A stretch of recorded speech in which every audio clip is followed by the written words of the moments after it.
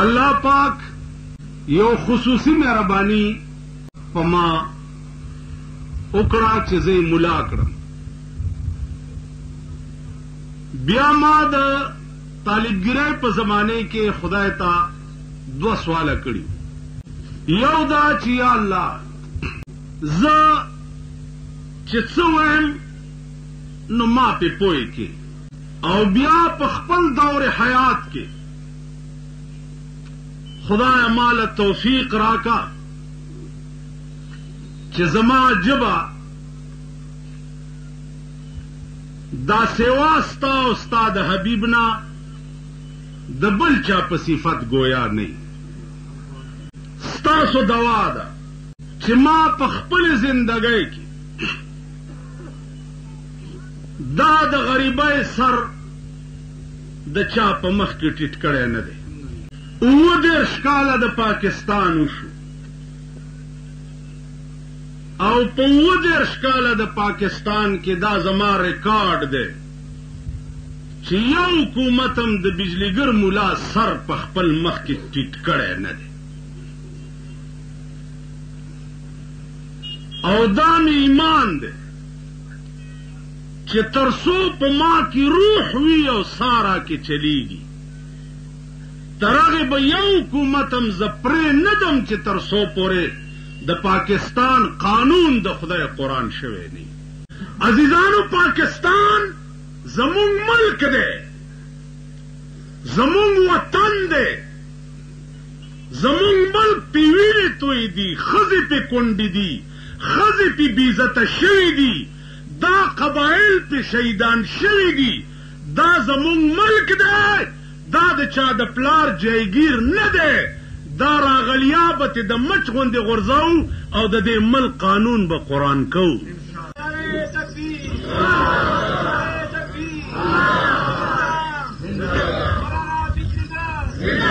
تاسو خیال راغی جي نن یو اسانه خبره ده بجلیګر مولا دی به جي سیاسي خبرې به نه کوي. سیاست څه ته وایي؟ سیاست څه؟ سیاست خو لاړو دفن شو. بجلیګر مولا هغه سیاسي دی چې کوم سیاست د ابوبکر صدیق و. بجلیګر مولا هغه سیاسي دی چې کوم سیاست د عمر فاروق و، چې کوم سیاست د عثمان ذی و، کوم سیاست د حضرت علی. په یو قیمت به د اسلام دشمنان پریدم نه والله چې سر مې وضایع کېمه شي او دا د ښځو شرمېدلي به م پریدم نه. چا راته وي تا نیسي ولې نه؟ ما زه یې 20 ځل نیولی یم چې چا نیولی یم د هغه مې جنازه کړې ده. قیوم خان نیولی یم جنازه مې وکړه، ایوب خان نیولی یم جنازه مې وکړه، یحیی خان نیولی یم بیا یې جرم کړم جنازه مې وکړه، بوټو خان نیولی یم جنازه مې وکړه. دا اوس صدر صاحب ډېر هوښیار دی.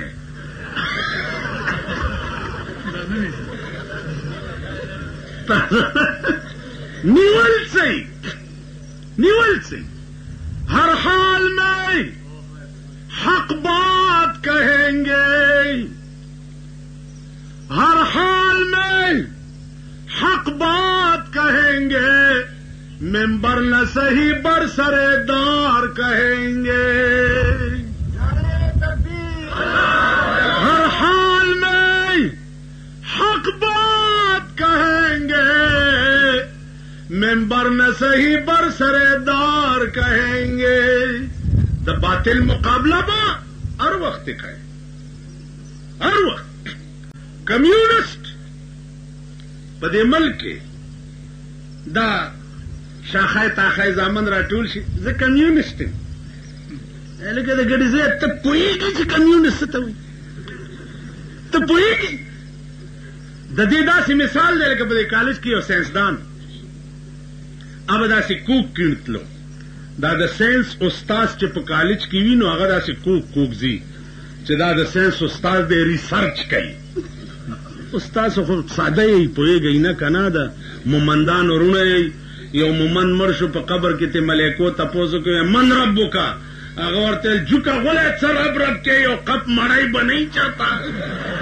وږی ما تاسو دماغ هر څه پیسو ته متوجه دي اوس ریسرچ څه پیژنې یا کمیونسٹ څه پیژنې په دې بلا نه خو دې داسې کاږه کړي دي چې دا په دې کائنات کې ریسرچ کوي او یا دا زمونږ د علما دي ساده غوندې نو دوی وله راشي استاد امریکې راکټ سپوږمۍ ته تللی دی نو دا خو ساده دي ورته چې سپوږمۍ ته څنګه راکټ لاړو نو تاسو ورپورې بیا خاندې چې کمقل دي ته ګوره نه پوهېږي راکټ تللی دی اسمان ته زه وایم نه دی تللی امریکا څوک ده چې د هغې راکټ اسمان ته لاړو او سپوږمۍ ته او که ته وایې چې تللی ده راشه په قرآن لاس کې ده چې تا لیدلی دی دا په دې یونیورسټۍ کې زما تقریر راشي مال قرآن وخورئ چې د امریکې راکټ چې سپوږمۍ ته تل تاسو لیدلی دی وی لیدلی خو هم نه دی مال د امریکې اخبار ویلی دي چې راکټ لاړو که نه 14,000 میله امریکا دې ځای نه لرې ده اخبار کې راغلی چې راکټ تللی دی نو پاکستانیانو سوټه امریکې کړې وه غول پې ټیزونه پې پاکستانیانو اچول شروع کړه په پردو غلو ټیزونه ولې اچې ته ایمان پیدا که راکټ جوړ که ته اسمان ته لاړ شه په دې خبره پوهېږئ ته اسمان ته لاړ شه ته د هغه پیغمبر امتي چې سپوږمۍ خو څه کوي مریخ خو څه کوي اسمان خو څه کوي چا چې لامکانم پار کو او لاړو د خدای په دیدار مشرف شو ته د امریکې په راکټ به فخر ولې کوې ته فخر په هغه هستای کوه چا چې په دې سترګو د خدای دیدار کړی تاسو خیال راغی نو کوک کیڼ بتله هلکانو ته یوې خبره اورئ وی وګورئ دا د ام بوټی خدای پاک نه څه غلطي شوې پکار دا و سینس دا وی عقل دا وی چې د پیټه کدو ونه وړه ده او میوه یې غټه ده د دې ونه لویه ده میوه یې وړه ده عقل دا وی چې دا میوه هغه بوټي کې ده او هغه میوه دې بوټي کې ده هلکان ورته چې او پروفیسر صاحب دا خو ټیک ده په دې کې یو شین ام چې ټک شو په دغه ځای کېناست یا الله توبه یا پروفیسر صاحب ولې وی خدای چې څه کړي ښې کړي که دا د دې ام په ځای دا پیټه کدو دلته ځوړند او په ما راغورځېدلی وي دا کمیونست دي زمونږ د ملک تاسو خیال راغی چې ما ته یو وی چې زه د الله د وجود قائل نه ما ته ثابته که ما ورته ویل زه ستا د وجود قائل نه یم ته دا ځان ما ته ثابت که ستا دا ځان نشته ما ته ثابته که وی چې وی دا زما ځان تاړو شته نه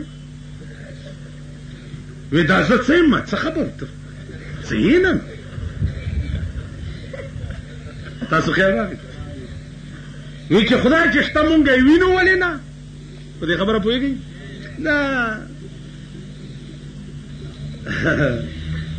ما خدای چې شته ته یې وینې ولې نه ویل مال تا کې داسې ځایونه دي چې ته یې نه وینې نو چې کوم شی ته نه وینې هغه نه یي که نه ویل نه مال ستا کونه هم نشته ویل ولې مال ته یې وینې داسې وخوځېد راوخوځېد مال ځکه تا خپله کونه ولیده نو زه درته اوس ثابتوم چې خدای شته که نشته یعنې ستا یو شی نه لیدل دا د دې دلیل دی چې د شي وجود نشته په یو شي ستا عدم علم دا مستلزم د هغې د عدم لره کېدی شي هوا ته نه وینې نو د دې دا معنی چې هوا نشته تاسو خیال راغی تا کې داسې ځای دی چې ته یې نه وینې نو ستا رویت دومره ناقص دی ته دا خپله ملا په ایمان وی تاسو ملا وینئ خپله ستا بصیرت دومره ناقص دی چې د 4 فوټو ځای کې نظر دې نه لګي نو په دې ټول کائنات کې او بیا د کائنات مالک قتل دا ستا رویت چرته کېدی په دې خبره پوهېږئ وې په دې خبرې څه دلیل دی چې دا کائنات خدای جوړ کړی دی؟ ٹھیک ده جی. ما ورته وی چې په دې دلیل امام ابو حنیفه باندې دا سوال شوی چې زه دا نه منم چې دا کائنات خدای جوړ کړی. اسانه خبره ده. صاحب ته به بېګاله زما مېلمه وی ډېره امام ابو حنیفه او د دې سړي په منځ کې یو لوی دریاب. ماښام به در رسم، ماښام په ځای ماسخوتن ورغی امام ابو حنیفه. ورته صاحب دومره لوی سړی واده خلافي دې وکړه، ناوخته رالی. وی بچیا دریاب غاړې ته رالم، کشته یې نه وه، ولاړم نه شم راتلی. یو ونه د دریاب نه راوغورځېده، په خپله تختې تختې شوه، بیا تختې یو ځای شوې، بیا پې میخونه ټکوالی شو، بیا پې کشته جوړه شوه، بیا پکې زه راشور شم او رالم، نو ناوخته په دې شو.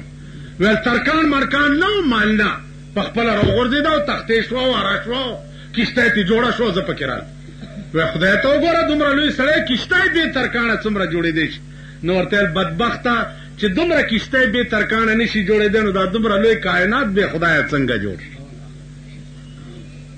تاسو خیال راغی؟